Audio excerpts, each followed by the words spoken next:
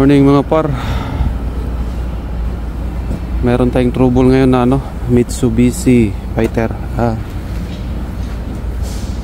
Problema daw nito ECU. So hindi na mapaandar.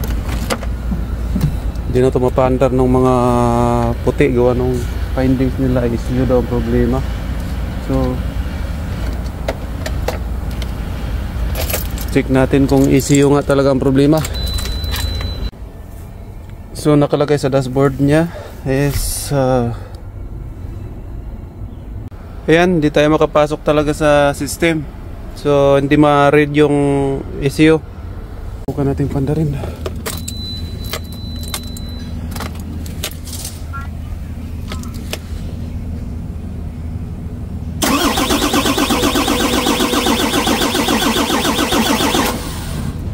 Ayaw talaga. So basic muna tayo. Check muna tayo lahat ng mga fuse. Gamit natin yung test light natin.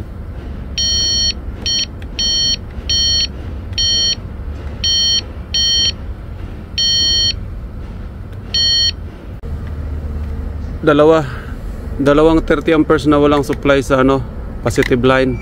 Kinapala nito mga par 6M60. So ito yung engine ECU. Pinagbabalatan na nila yung wire. Siguro nagtingin sila dyan kung may supply. Tingnan natin yan.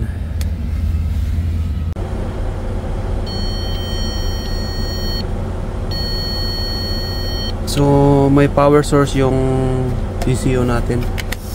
May supply siya. Check tayo ng mga sensor tulad nitong sa coolant temperature sensor. So wala man lang siyang kahit 5 volts.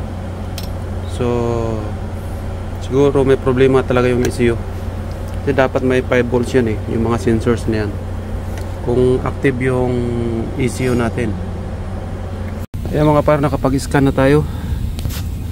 So nakikita na natin, parang sana mapapaandar na natin to. Tingnan natin yung taas. So naka-blink pa rin yung check engine.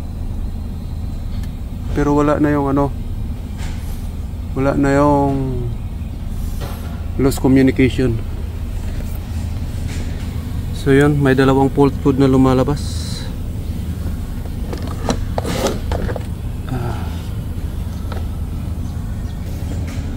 Ang daming lumalabas na code. So subukan muna natin i-delete lahat yan.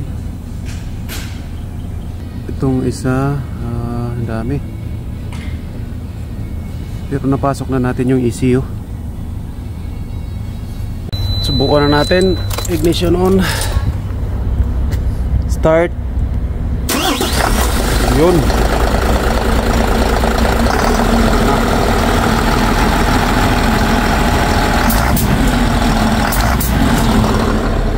Mandar na mga par. Kaso ang daming fault code na lumalabas. Maandar na siya kaso ang daming fault code.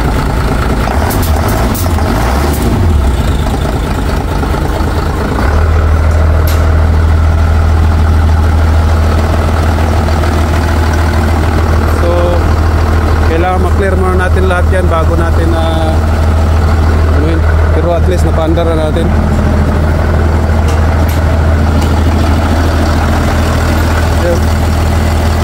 Paandar natin. Yehey! Alright, napaandar na.